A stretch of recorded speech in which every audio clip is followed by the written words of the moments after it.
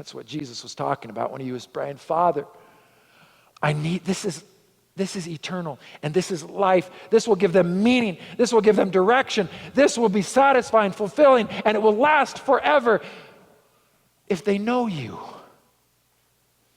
That's as clear of an invitation as we could ever imagine.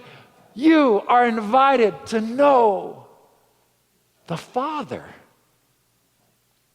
Oh, sure, Jesus, we'll know Jesus, but what do you think he came for? To introduce us to the Father.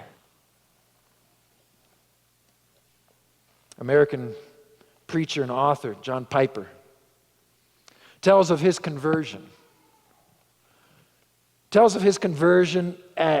His dad was a fiery evangelist. That's how he described him, fiery evangelist.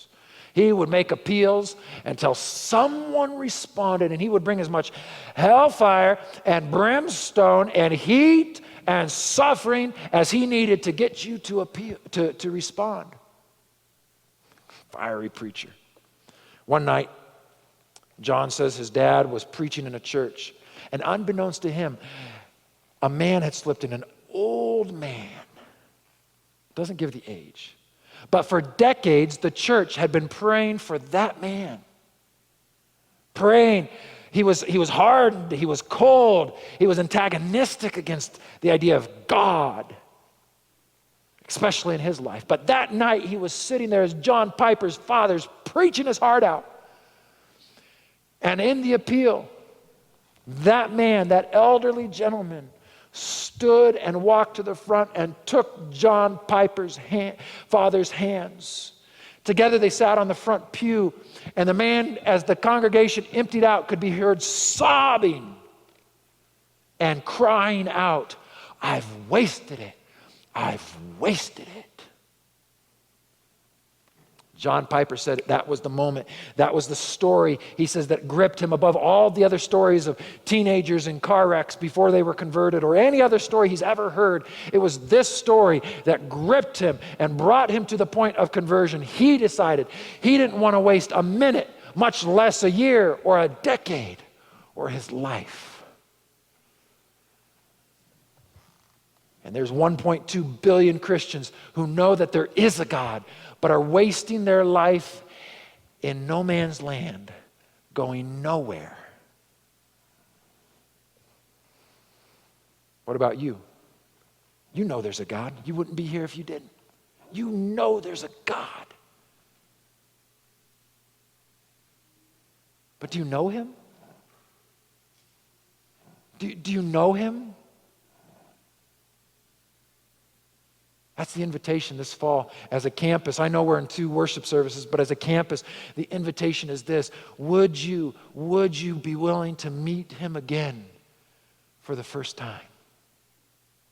Would you be willing to be introduced to him? I'm not going to, you may be having doubts if that there's a God that actually exists, and I don't know that you're convincible, and I don't know that I'll try.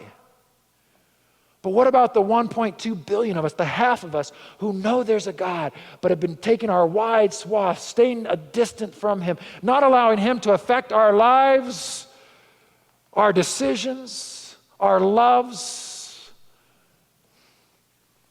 What if we were to dedicate this year to spending it meeting God, the omniscient, omnipresent, omniexistent, omnibenevolent, omni-authoritative God? What if we were to take up Jesus on his invitation? This is life, and this is eternal. Know God. You just must know God. There's a passage from Psalm 34. We're going to be singing scripture songs through this fall. We want to learn.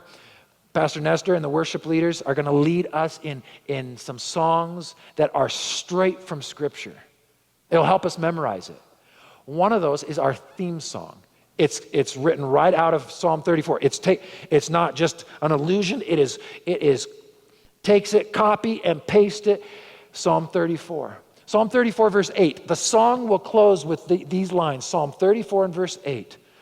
Oh, taste and see that the Lord is good. Oh, blessed is he who hides in him. We could say, or knows him, or gets intimate with him, gets close to him. That's going to be our theme. Blessed is the man. Oh, taste and see that the Lord is good. Oh, blessed is the man who is willing to do that. Beloved, here's the question. It's the appeal I made to every Gen Zer that sat here in first service. Would you be willing this fall, with whatever doubts or struggles or journey that you're on, would you be willing, be open to meeting God again for the first time?